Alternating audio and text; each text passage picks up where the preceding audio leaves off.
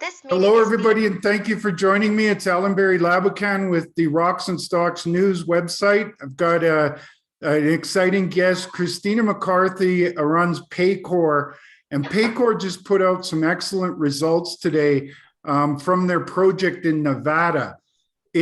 I'm very bullish on the particular area that they're involved in because of some recent discoveries by them and also I-80 Gold. They're kind of right beside each other.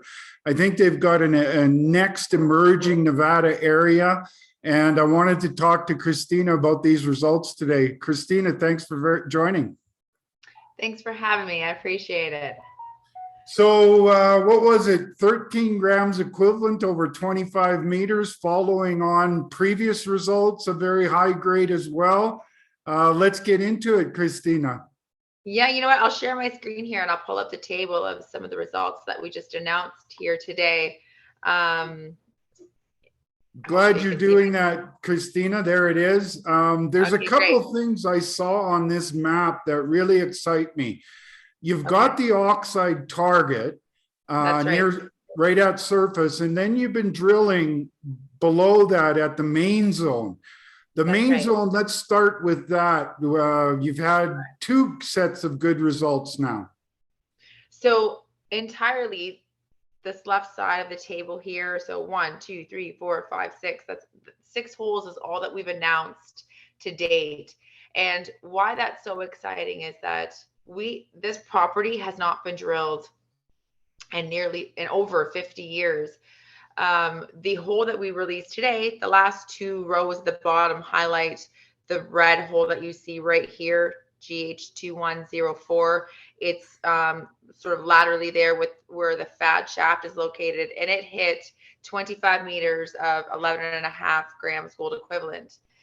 For us, that's exciting because you'll see when you look at this table that these results vary. Sometimes you'll have a higher gold component. Sometimes we have a lower gold component. And it's really, really important to understand why that is. This system, it's called a carbonate replacement deposit. Simply put, what is this carbonate replacement deposit, or some will say CRD? It's just a polymetallic deposit. It's mostly silver, lead, zinc, and they tend to be more high grade in those base metals. When you look at the deposits all over the world that are like this, a CRD system, they're probably less than 2 grams on average throughout the whole deposit. You'll see some in Mexico, they're around 1 gram or lower.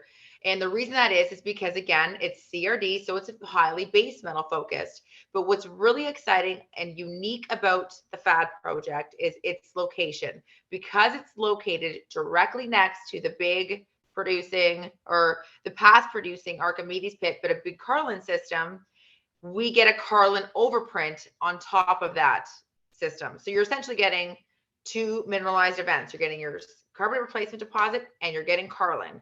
Now it's a bonus because that gold is coming in higher grade than you would ever see in another CRD system.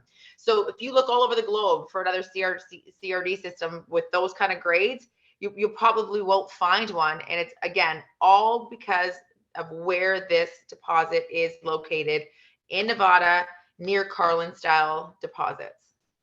Now, there's a couple of things that really excite me about what you're talking about there. First of all, there's a shaft. So you've got access. Then you look at that zone, it's a horizontal body.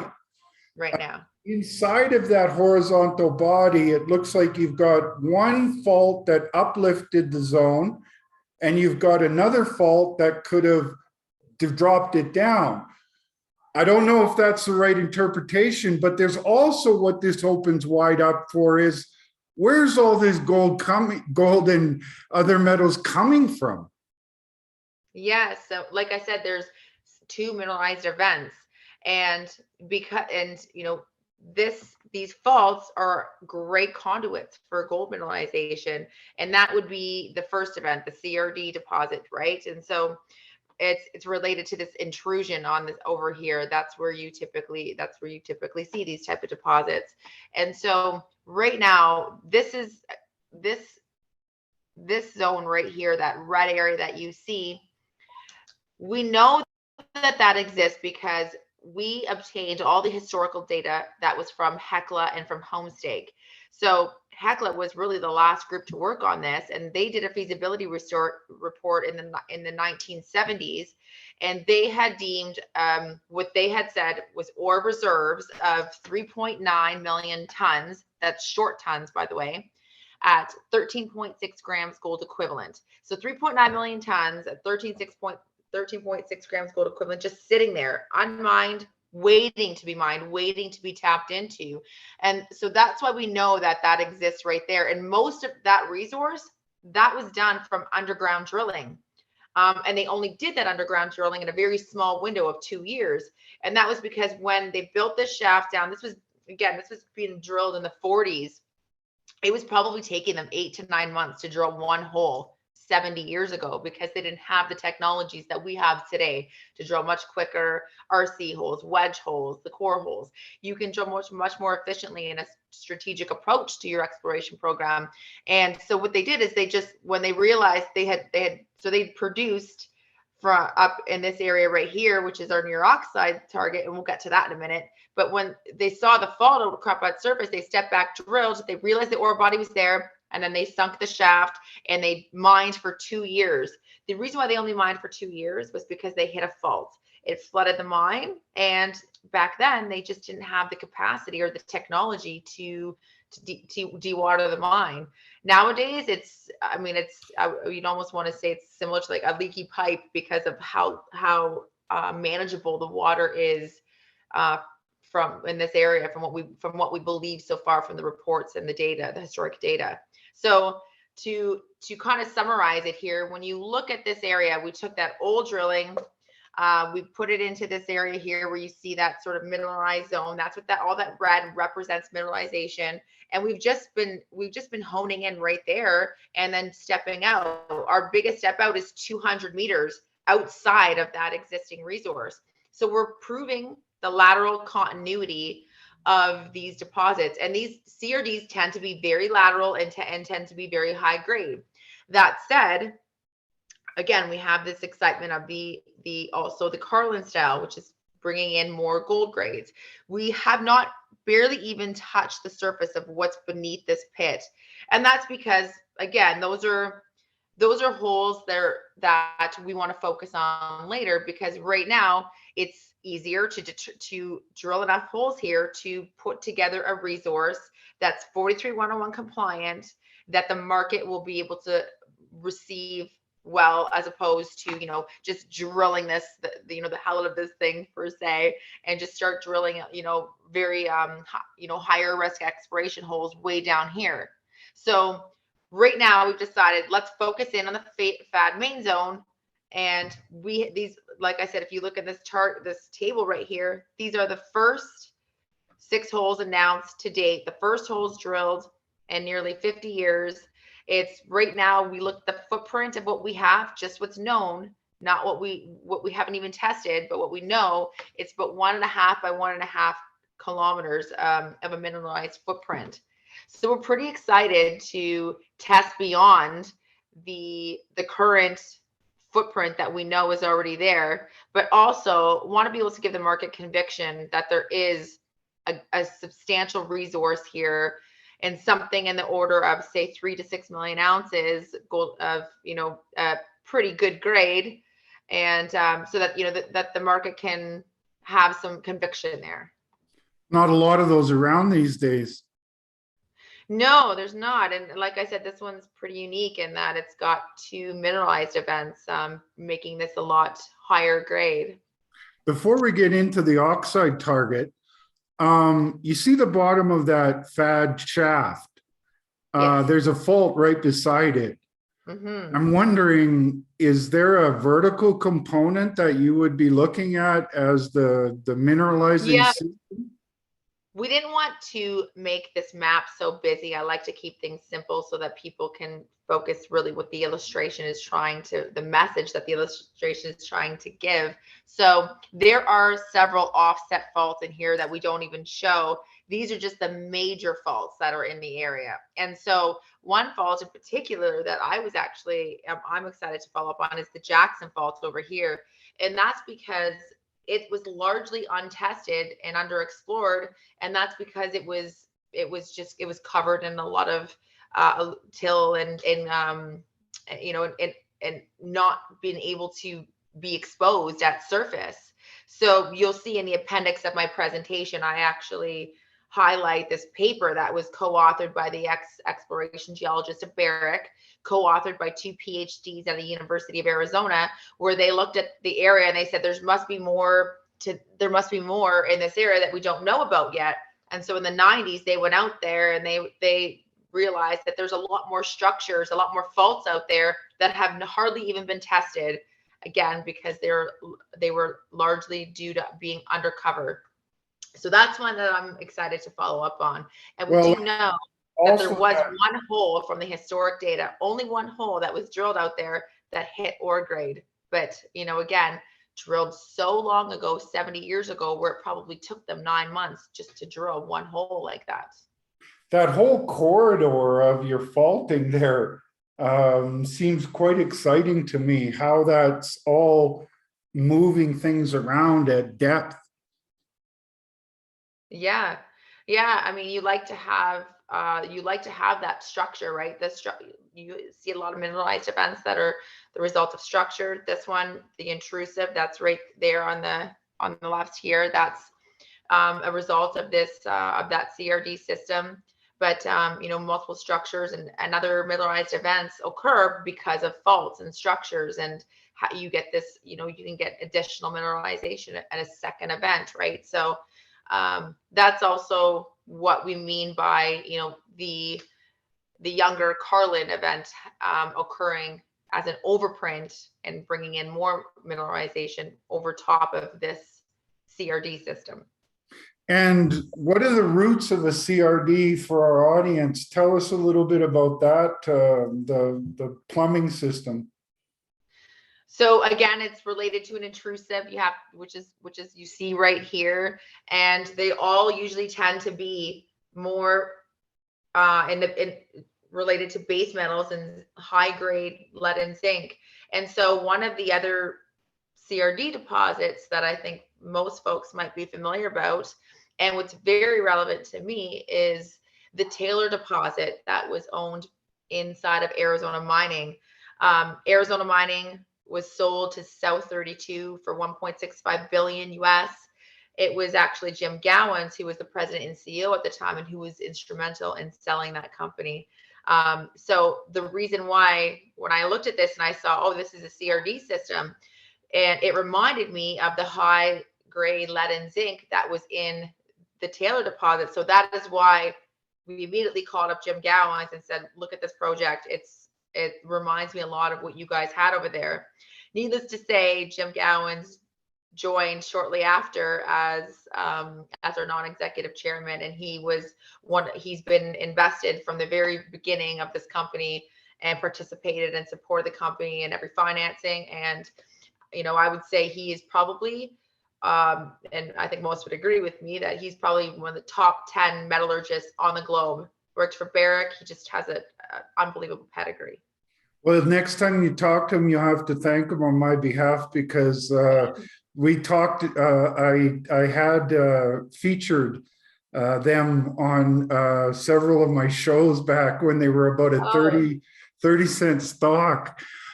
So I like to get in early on these exciting plays, Christina, and Jim and his team did a fantastic job for some of my audience. And I hope you repeat history.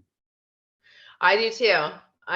And I look at, I mean, obviously we're in seemingly unprecedented market conditions here, but when I look at our stock today, it's such a great buy, in my opinion. And the opportunity that we have here compared to, a lot of our peers. I mean, if you just want to look at checking, if you were to say, what boxes do I need to check for a company that I want to invest in? It's, good jurisdiction. You have to be able to permit. We have patented ground here, so it's on private land. So we have a shorter time to permit. We have a rate And so again, and we're in a zone of where, in an area where major mines are discovered. I mean, I believe that we could potentially have the next big discovery here with this project. It's, I like to say it was almost this sort of like this little diamond in the rough that's just been the dusty book. Barrick didn't care about it because it was a non-core asset to them. They just left, had put it aside because it wasn't big enough. And then when in 2015, when they were just monetizing all their assets, they sold it, and they sold it to Waterton, and Waterton did nothing with it. So no drilling, and even with Homestake, no drilling on this. It's incredible to see for so many decades. And so, we're not starting from scratch here. We're not starting, starting from nothing. We know that there's a resource there. We know it's high grade. We have data to work from, the infrastructure, we have the shaft, we have a great team to put this, to move this and advance this forward, and we have cash in the bank to do it right now. And that also brings up your share structure, your valuation, and your cash position. 28 million shares out, current valuation of 35 million, cash position of 6.2 million. So you're almost trading at 20% of your value is in cash. These kind of targets and this kind of trend, to be able to get it for 80% of cash on top of cash is quite exceptional. And then, in addition to your known zone, your CRD target, you've also got the oxides above that. One of the reasons Ewan mentioned you to me, Ewan Downey from I-80, is the reason that I originally contacted you, Christina, is he was really impressed with the oxides. So why don't you talk to us about the oxide zone? Absolutely. So the oxide zone is within the first 300 meters from surface. It was drilled in the late 1800s, or mined per se in the late 1800s and early 1900s. There was 1.3 million ounces of gold at 0.9 ounces per ton, and 38 million ounces of silver at 21 ounces per ton, and then over 550 million pounds of lead at 15%. So what that means is, you look at those grades, and it was mainly from additing and tunneling, so very primitive mining methods that were used up there. And we drilled the first hole ever, and we announced that one just last month. And so the only hole in that oxide target is right here, PC22. So 28 meters of 4.5 grams gold equivalent, 24 meters, call it, at 5.3 grams per ton gold equivalent. And that's all within the first 110 meters. I mean, those are phenomenal grades to have. Even if to put it into context, open pit targets right now in gold are down around the 0.5 gram area, just gold alone. You're looking at 1 gram, plus you've got almost an ounce of silver, plus you've got 1% lead, plus you've got 4.3% zinc. It's pretty amazing. And you would think, and so the other thing that's interesting about this is that, I mean, you talk about I-80. Well, I've attended their AGM. They're a shareholder of ours. They actually owned 9% of my company. And then a year later, they ended up buying the project next to ours. We obviously knew that they were probably the likely candidates to do so, given the capital intensive project that it is over at Archimedes. I mean, it's producing residual leach off the pad right now. So they're very incentivized to they would like to see us advance our oxide target, because they would like to probably take some of the ore and continue their operations going over there, going on next door. And so for us, it's exciting because there are a lot of synergies that way, and that they could they're in about 4 to 5, maybe even 6 years, they've been talking about converting their operations into base metal flotation. So that's a very cheap way to process this ore, whether it's FAD main zone or whatever it is, because it's a lower OPEX cost than having to, autoclave it. And so having that next door is going to be pretty convenient, I'll say. But Well, I think another when I reason hear anyone's messaging and I hear what they're doing over next door, they were really focused on Granite Creek, and then they acquired this just, back in the fall. And this is one of their top 2 priority targets now, the project next door at what they're calling Ruby Hill. And so I'm just excited to see what they drill over there, because, obviously there are some synergies with both deposits. Well, that brings up a couple interesting things to me, Christina. One is that, next door to you, they're drilling what I think could be a major discovery in Nevada that blows open this whole south end of the Battle Mountain Eureka trend, which is that Ruby Deeps discovery, thick intersections of high grade.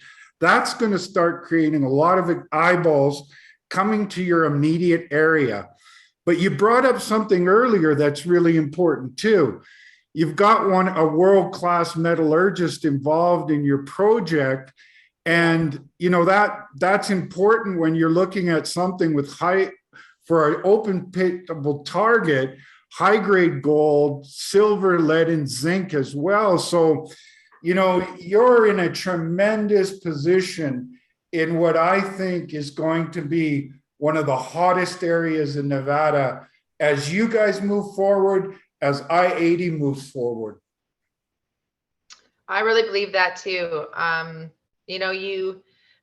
Investors need to mitigate their risk, and, jurisdiction is obviously the biggest risk. And can't, governments and, cartel groups and so on that prevent you from ever developing your project, or it's impossible, right? And so I look at Nevada, and it's ranked one of the number one mining one of the top mining jurisdictions on the globe. Top 3 in the world. Yeah, and it represents about 80% of the U.S. gold production. So, it's big mines are discovered here. And I think that we are on the brink of making the next big discovery here. I mean, if you look at these, again, we're just new at the gate. We've only been trading for less than 2 months, probably less than 2 months. We've got the first 6 holes here. Every single hole's hit high grade. We're going to take a very sniper approach to drilling these holes and strategically making sure, plugging them into the model, looking at the model to best see, looking at this, because the other thing is, we want to advance this towards a resource decision and put this into, eventually build this to a resource. But the oxide target is just another, benefit and low hanging fruit. And it's something that we'll look to explore too, but it'll take quite a bit more holes to drill the oxide target than the FAD main zone. And so, but it is great to be nimble that way, to have both options. Well, you keep bringing up good points, Christina. Another one, we've kind of looked at the immediate area of I-80 and you guys with FAD right beside it. But then if you take a step back, you're in an area there that's just massive mines all the way down that trend to the south end. Yeah. And it now looks like you guys are opening up that south end.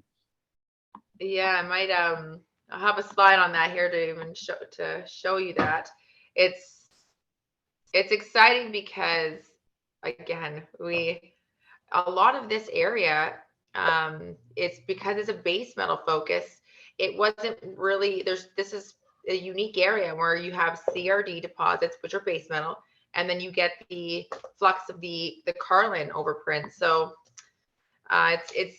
it's a cool little spot here, because it's not, you don't see it all throughout the other belts. That were the other two major belts in in Nevada. I thought my slide would come up here, but it seems to be frozen. But It's not participating with you, Christina. That happens. But sorry. I mean, anybody can just do a Google search for Battle Mountain Eureka trend. Yeah. And all you're going to see down that whole trend above where you guys are is mine after mine after world class mine after mine after mine. And so, you know, there's another of your checklist. You're in a place where world class mines are found. That's right. So before I let you off the horn, Christina, what are you doing? What do you have going on now? What's pending? And what can we see in the near future? We're just going to keep on drilling this target, the FAD main zone, and just kind of keep hitting the market over the head with good drill results. And again, we have a great team to be able to sniper in on those holes and target an area so that we're, you know, using the capital wisely. We were also, Jim Gowan's obviously being the metallurgist he is, you know, I call him after every hole and ask what his thoughts are on the metallurgy. And so we're going to we've already started metallurgical studies to give the market the confidence there. But the other thing is this has already been in production. So we know that it works. The recoveries are there. And, you know, for us, it's being able to improve those recoveries. And Jim believes that we can do that, given that, you know, that report was from the 70s, and, you know, we're now decades later with much more improved technologies to be able to improve those recoveries. But, you know, it's for us, we're going to keep on drilling that target, try to prove up a resource so that we can give the market conviction on the high grade potential of this deposit. You know, I think that you won't really see another deposit that's like this, that's going to average out on the kind of grade, on the high grade that this is. And that's, again, because of the two functions of mineralized events. And well, you've hit on a lot of the topics that get me excited. And then don't forget, zinc is a lot different price now and looking like it's heading a lot higher, and that will only help your economics of your oxide and your deeper target. So you guys are off to a heck of a start. You know, just being a couple months old, Christina, and you got a handle, you got great people, great work you're doing, great results, and it looks like that's a trend that will continue. Yeah, and now we just have to create awareness, and that's my job, and that's what we're doing now, because right now barely anybody knows about us. We went public in probably one of the worst market environments in the last few years, but if we keep putting out results like this, I think that we can grow the deposit, you know, have the conviction of the market, and we just keep on, you know, plowing ahead. And then, you know, when we're in a better gold environment, I mean, I think that our stock is ridiculously cheap right now. So it'll be interesting to see how things develop with gold and base metals over the next few months.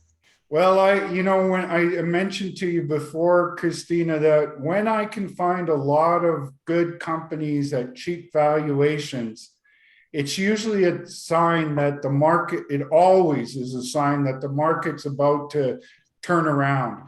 We've seen a nice trend developing recently with the price of gold. It topped out at around 2,100 a few months ago.